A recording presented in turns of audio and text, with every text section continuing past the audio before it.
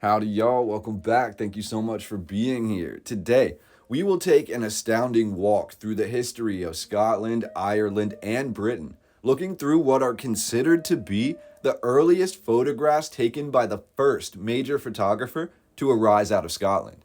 His name was George Washington Wilson, and he was born in Banffshire, Scotland in 1823. His collection that we are viewing today amounts to roughly 75 images captured between the years of 1860 and 1870. Wilson came from a considerably wealthy family, affording affluent schooling for art in Edinburgh and London before moving to Aberdeen and becoming a portrait painter for the upper class of northeast Scotland. However, it was Wilson's venture in photography, which began with portrait photographs in 1852, that drew him the moniker of the greatest photographer of Scotland in the mid-19th century. Wilson was said to possess impeccable skill with the camera, pioneering portrait techniques of the time, which led to him being contracted by the royal family of England to document the castles, palaces, and cities of their kingdom. This evolved into him taking the official royal portrait photographs of Queen Victoria and Prince Albert, as Wilson had become the Crown's official photographer.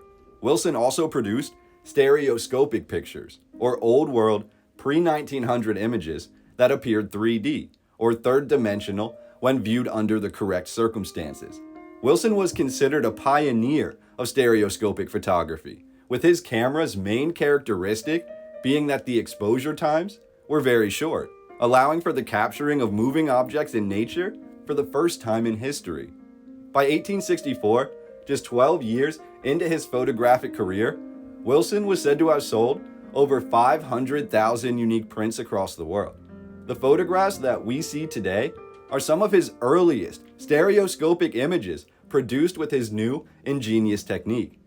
When George Washington Wilson passed away in 1893 at the age of 70, he had handed the business over to his sons, with a firm set of 40 total employees.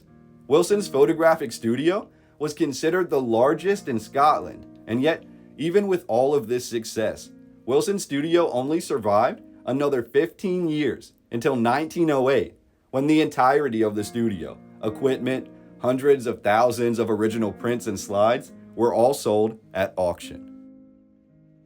The images that we are viewing today, luckily, have been saved or rescued from the same fate as so many of Wilson's other images. The images today are from a cornucopia of different museums across our realm. However, I cannot say with certainty where the other images produced by Wilson, some would say over 100,000 images in his career, where they ended up.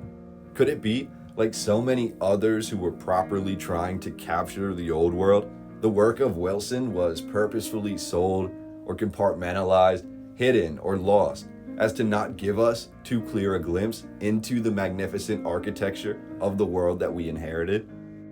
Again, I thank you so much for being here. Today's collection is really amazing. I was able to go through and translate the title to each and every image here for you, because most of these photographs were actually found in a Dutch museum. But beyond that, I also went in and tried to focus each image to be able to allow you to view these images in 3D if you have the proper equipment to do so. So hopefully you found this video to be beneficial. If you enjoyed it, you can definitely reach out to me in the comments down below, but there is also a link in my YouTube profile if you would like to support me more directly. I thank you all so much for being here, for sharing my work, and for trying to embrace the research into the old world. All of these images are yours to save.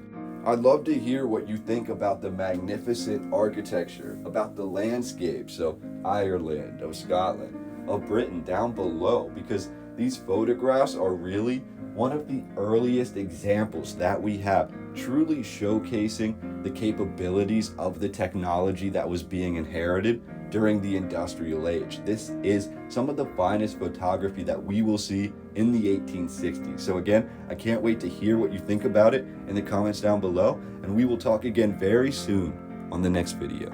Cheers, y'all.